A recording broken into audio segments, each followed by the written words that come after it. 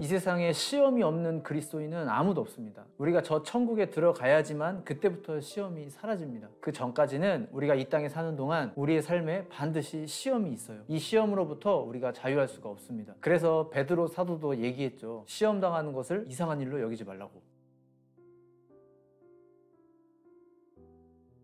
우리가 그리스도인이라면 반드시 시험을 당하게 되어 있다라는 얘기입니다. 그런데 여기서 말하는 시험은요, 우리 내면에 찾아오는 죄의 유혹, 그런 시험이 아니고요, 외부에서 찾아오는 시련으로서의 시험을 뜻하는 겁니다. 갑자기 집안에 어려운 일이 닥치게 됐다든지, 누가 아프게 됐다든지, 도저히 풀기 힘든 숙제가 내 앞에 놓여지게 된다든지, 가족의 문제, 직장의 문제, 취업의 문제, 자녀의 문제 등등 여러 가지가 있게 됩니다. 이러한 시험은요, 그리스도인에게 믿음의 도전을 주게 돼요. 마치 우리에게 시험이 찾아와서 이렇게 말하는 것 같아요. 너 하나님 믿지? 그럼 이런 상황은 어떻게 받아들일래? 이런 식의 무언가 도전하는 그런 질문을 하는 것만 같아요. 그러한 질문 앞에 우리의 결론은 사실 그렇게 깔끔하게 나지는 않는 것 같습니다. 그 질문 앞에 깔끔하게 예스면 예스, 노면 노 이렇게 될 것 같은데 생각만큼 그렇게 깔끔하고 단답적으로 되지가 않아요. 굉장히 그 시험 앞에 오랜 시간 고뇌하게 되고요. 굉장히 괴로워하는 시간을 보내게 되고요. 바닥을 몇 번을 나뒹구는, 떼굴떼굴 구르는 그런 경험을 하게 됩니다. 이게 무슨 수학 문제 풀듯이 단답형으로 1번이면 정답, 2번이면 오답 이렇게 되는 게 아니고 오히려 서술형 시험에 더 가까워요. 서술형 시험보다 더 복잡하고 더 길고 더 과정이 많죠. 우리 인생에 시험이 한번 제대로 닥쳐오게 되면 그 앞에 우리가 굉장히 끙끙 앓는 시간이 생기게 됩니다. 그런데 참 다행인 것은요, 우리가 시험 앞에 때로는 넘어질 수도 있잖아요. 그런데 그렇게 넘어진다 해도 그것이 우리의 구원과 직결되는 것은 아니더라 하는 거예요. 믿음의 시련 앞에 내가 잠시 겁을 먹고 두려움에 휩싸일 수 있죠. 또 힘을 내서 내가 어떻게든 이겨내 보려고 했지만 여지없이 넘어지게 될 수도 있죠. 그런데 그건 과정이지 결론이 되는 게 아니다라는 겁니다. 그렇기 때문에 성경은 이 시험이 우리를 망하게 하기 위함이 아니라 우리를 단련시키기 위함이라고 그렇게 말하고 있죠. 시편 66편 10절에 보면요, 하나님이여 주께서 우리를 시험하시되 우리를 단련하시기를 은을 단련한 같이 하셨으며 이렇게 기록합니다. 그러니까 우리가 당하는 믿음의 시험, 이것은 틀려도 괜찮은 시험인 거예요. 마치 수능 모의고사 같은 겁니다. 모의고사를 많이 틀렸다고 해서 그게 대학 입시하고 직결되는 건 아니잖아요. 오히려 내가 틀린 걸 통해서 내가 뭘 더 공부해야 되는지, 내가 뭐가 더 부족한지 이거를 알게 되죠. 정답을 맞추면 맞춰서 좋은 것이고 정답을 틀리면 틀려서 또 좋은 게 그게 모의고사죠. 믿음의 시련을 당하는 게 바로 이런 모의고사 과정 같아요. 수능 모의고사 여러 영역들이 있죠. 언어 영역, 수리 영역, 사회탐구, 과학탐구, 외국어, 요즘은 또 다른 과목들도 더 생긴 것 같던데 여러 영역들이 있습니다. 믿음의 시험도 마찬가지예요. 우리가 믿음의 시련을 당하는 영역도 여러 가지가 있어요. 인간관계에 대한 영역, 돈에 대한 영역, 내가 하는 이